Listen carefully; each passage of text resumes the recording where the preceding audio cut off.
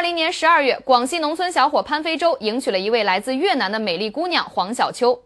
婚后，黄小秋为潘飞洲生下了一个可爱的混血宝宝。为了更好地照顾孩子，黄小秋和潘飞洲选择在贵州大山深处的一个村庄安家落户。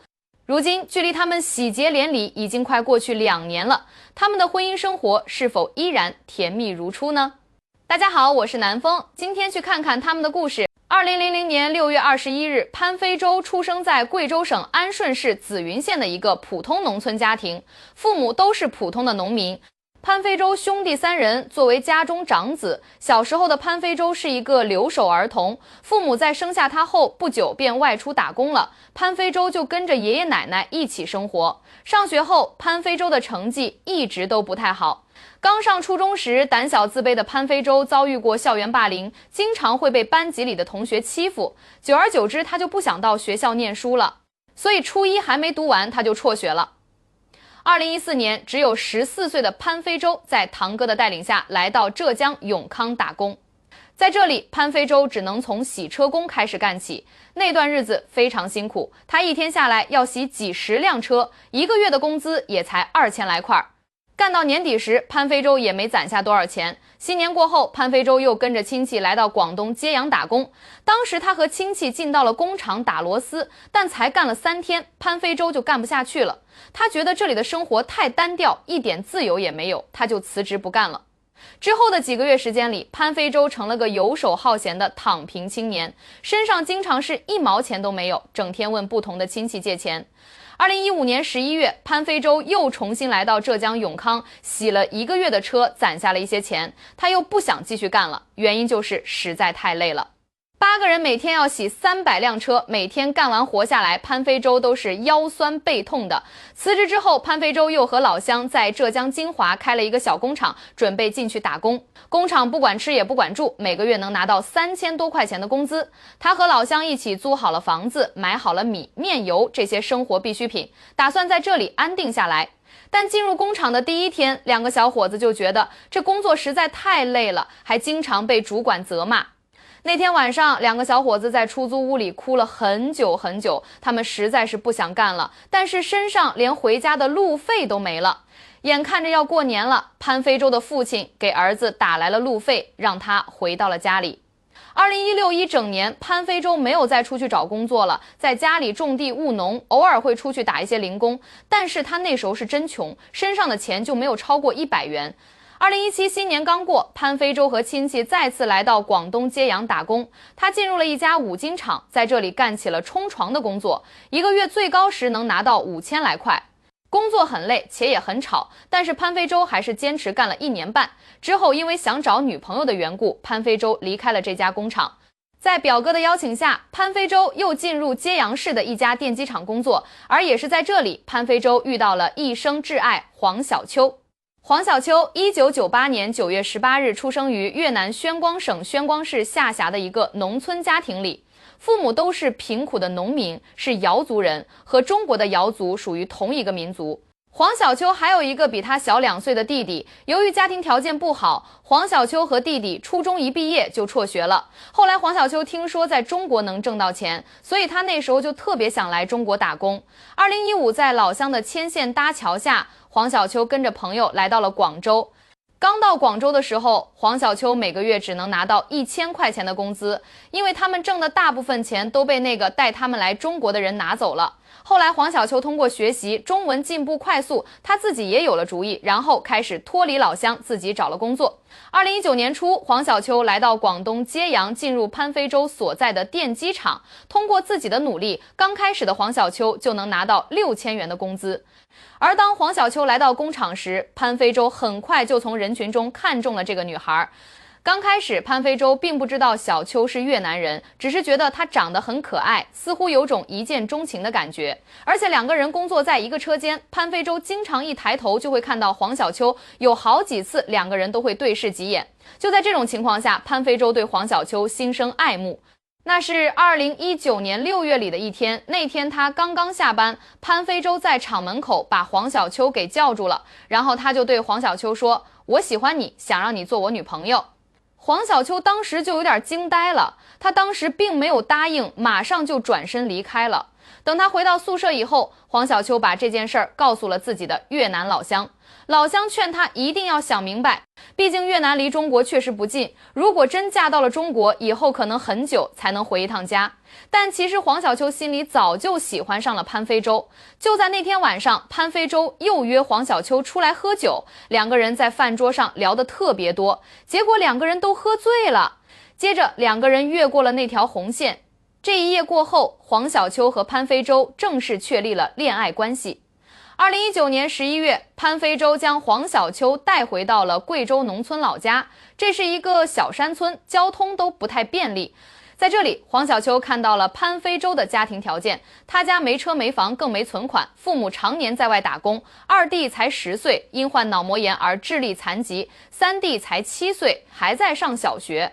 说实话，这样的家庭不仅贫困，而且负担也非常重。但黄小秋对此毫不在意，他用带着口音的普通话向潘飞洲的父母承诺，自己会和潘飞洲相守一生，也会尽力让这个小家日子越过越红火。这之后，潘飞洲又去办了护照，和黄小秋一块儿去了越南。到了黄小秋家之后，黄小秋的亲戚朋友一下子来了好几十号人。当时还不到20岁的潘飞洲显得特别腼腆害羞。在黄小秋的家人看来，眼前这个少年看起来挺老实本分的，就是年纪稍微小了点，大家心里有点打鼓，不知道他能不能一辈子都对黄小秋好。按照咱们中国的老规矩，这时候也该谈谈彩礼的事儿了。但潘飞洲也不太清楚当地的习俗具体是啥样，就给了岳母5000块钱当做彩礼。这份沉甸甸的彩礼可把岳母给乐坏了，也让岳母家原本贫苦的生活得到了改善。2020年1月10日，潘飞洲带着黄小秋回到了国内，之后两个人就开始筹备起了婚礼。2020年4月5日，在贵州省安顺市紫云县的一个小山村里，一场跨国婚礼正式拉开了序幕。新郎是20岁的当地小伙潘飞洲，新娘则是来自越南的22岁女孩黄小秋。婚后，潘飞洲和黄小秋没有选择外出工作，反而在贵州农村定居了下来。黄小秋每天在家待着，而潘飞洲则到县城里打散工，每天晚上都会回到家里。这样的日子并不保险，潘飞洲也不是天天有活，他们的收入只能勉强维持开支。2020年12月的一天，父亲喝醉了酒，在家里大声争吵。潘飞洲紧接着就和父亲发生了争执，争执结束之后，潘飞洲就带着妻子一起离开了家，夫妻二人又辗转来到了广东揭阳。那个时候，两个人身上加起来的钱总共只有1000多块，在揭阳租下了一间每月租金300元的房子，又购置了一些日常必需的用品，这样一来手头也就没剩下多少钱了。之后两个人又找了一个小工厂，开始继续打螺丝的生活。那段时间日子真的很苦，为了省钱，两个人从不下馆子，黄小秋也不化妆，更不买新衣服，而他们300块的出租屋一到下雨的时候，到处都在漏水。2022年1月5日那天，黄小秋在吃饭的时候突然感到一阵强烈的恶心，这把潘飞洲给吓坏了。他赶紧带着妻子去医院做检查，经过一番检查，原来黄小秋是怀孕了。那一刻，潘飞洲心里乐开了花。回到家里之后，他立马就帮黄小秋办好了辞职手续，然后他又花了900块钱重新租了个1室1厅的房子，让黄小秋能安心在家里养胎。除了这些，潘飞洲的妈妈也特地从老家赶到了揭阳，一边打工一边照顾怀孕的儿媳妇儿。2021年4月份，潘飞洲开始搞起了自媒体，他把自己和越南老婆的日常拍成视频发到了网上，很快吸引了很多粉丝的关注。2021年9月6日，黄小秋在揭阳市某医院为潘飞洲生育了一个混血儿子。那段时间，潘飞洲也辞掉工作，和母亲2个人一起照顾黄小秋坐月子。月子过后，潘飞洲和母亲又重新开始上班。这一次，潘飞洲也知道自己不能再吊儿郎当了，必须踏实赚钱，不然儿子连吃奶粉的钱都没了。而黄小秋则一个人在家带起了儿子，虽然她才23岁，但是小秋带孩子十分认真，从不让丈夫和婆婆操心。2021年底，潘飞洲的父亲到揭阳将一家老小接回到了贵州农村老家。一家人在老家过了一个团圆年。年后，潘飞洲的父母又带着2儿子外出打工了。这时候，潘飞洲因为儿子年纪还小，就决定留在农村老家了。大家好，我是潘飞洲。大家好，我是黄小秋，来自越南。我嫁来贵州农村已经3年多了，目前我跟我老公就生活在贵州农村。现在我们有了一个可爱的宝宝。小秋呢，平时在家带孩子，我呢就有时候去街上干一些临时工，平时也会挑出一些时间来拍摄短视频，还有就是每周就会去接送10岁的弟弟2次，我们希望生活会越来越好，希望大家多多关注，多多支持一下。大家喜欢我们的话，就多多支持一下我们。看完小潘和小秋的故事，接下来让我们走进越南，看看这个和中国极为相似的国家是怎样生活的。越南，一个和中国极为相似的国家。因为早期属于中国的统治，所以很多地方都继承了中国的传统，但曾经又被法国殖民，所以越南又有比中国更开放的文化。越南位于东南亚，与中国接壤，它的面积约33.1万平方公里，拥有约1亿人口，是世界上人口第15位的国家。越南的地貌多种多样，有山脉、平原和茂密的森林，以及海岸线。这一点和广西很像。然而，许多人不知道的是，越南除了拥有自然和文化美景之外，这个国家仍然带有越南战争留下的伤痕。1975年越南战争期间，美国对越南使用了橙剂，这是一种含有剧毒的化学物质。这一反人类的行为对人口和环境造成了毁灭性的破坏。尽管战争在几千年前就结束了，但这场化学战的后果至今仍然困扰着越南。数千名越南人仍然受到橙剂的影响，接触这种物质会导致严重的健康问题，以及战后出生的一代人的并发症。越南也是一个多民族国家，它由54个民族组成，比我们中国少了2个民族，其中京族占越南总人口数的86%。直观点讲，京族相当于我们国内的汉族吧。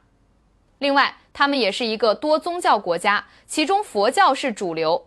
受中国的影响，越南人也过春节。每到春节，他们也家家户户挂红灯笼，去寺庙祈福，到亲戚家拜年。不知道的人还以为在中国，总之很有中国味儿。在经济方面，别看它小，体格爆发力却十足，号称东南亚的一颗璀璨明珠。越南经济的主要支柱包括农业、制造业和服务业，专注于大米、咖啡和纺织品生产。越南也是最大的电子产品和鞋服类出口国之一，加上旅游业已成为经济的重要组成部分。越南的经济发展这几年可以用一路狂飙4个字形容，得益于廉价的劳动力和开放的外资政策，越南承接了部分中国产业转移。加之外资的大量涌入，有人将越南视为新世界工厂。然而，该国仍然面临着巨大的挑战，例如基础设施不足，影响了交通和人民的生活质量。就连河内和胡志明这些大城市的交通也不例外，这些城市的街道上挤满了打工的摩托车大军。由于许多地方缺乏红绿灯和清晰的指示牌，在早高峰，摩托车在大街上和汽车争地盘的场面无处不在。如果你出门不骑摩托车，都显得你不入群，这和我们国内很多城市的电动车大军有些相似。当然，越南人不只是打工高手，还很会做生意。夜市上，从手工艺品到鲜榨果汁以及各种小吃，琳琅满目，地道又实惠。甚至很多摊贩会跑到中国学习小吃的制作方法，所以在这里吃上中国特色小吃也不奇怪。他们夜市的风格和我们国内基本大同小异，唯独不一样的是，可能他们没有国内这么卷。这些摊主大多数为女性，你可别小看这些摊主，他们一个小摊子的月收入能让你怀疑人生。虽然中产阶级已经壮大，但大多数越南人的生活仍然是为了生存而努力，很大一部分人口仍然靠低工资生活。特别是在农村地区，越南仍然存在巨大的贫富差距，数百万人依靠小企业或非正规工作生存，生活成本特别高，尤其是在首都河内租用小公寓，每月费用可能在125至300美元之间，具体取决于公寓的位置和公寓状况。而在超市购买大米、蔬菜、肉类等商品很便宜，但是进口商品价格较高，因此许多越南人仍然选择在当地市场购买新鲜、便宜的食品。随着经济的快速发展，人们对生活的要求也越来越高，加上较大的贫富差距，一些受教育程度较低的女孩选择了更为捷径的道路。大街上霓虹灯下随处可见的性感的舞女吸引了很多游客，她们被称为酒吧女。这些夜晚的女王不仅点亮了酒吧的灯光，更点燃了客人们的笑声与荷尔蒙。她们擅长通过高超的社交技能捕获每一位迷失在音乐与酒精中的女人。她们的主要任务是让酒吧的气氛像夏天的越南街头一样火热，而她们也掌握着一项古老而神秘的艺术——假喝。他们可以轻松让你以为他们已经喝醉，但其实他们的肝比你的脸还干净。此外，他们还是出色的情感疗愈师，能够倾听你的故事，承受得住你的碎碎念，甚至还能给你来点人生哲理。说实话，如果不是工作在酒吧，他们完全可以去当心理医生。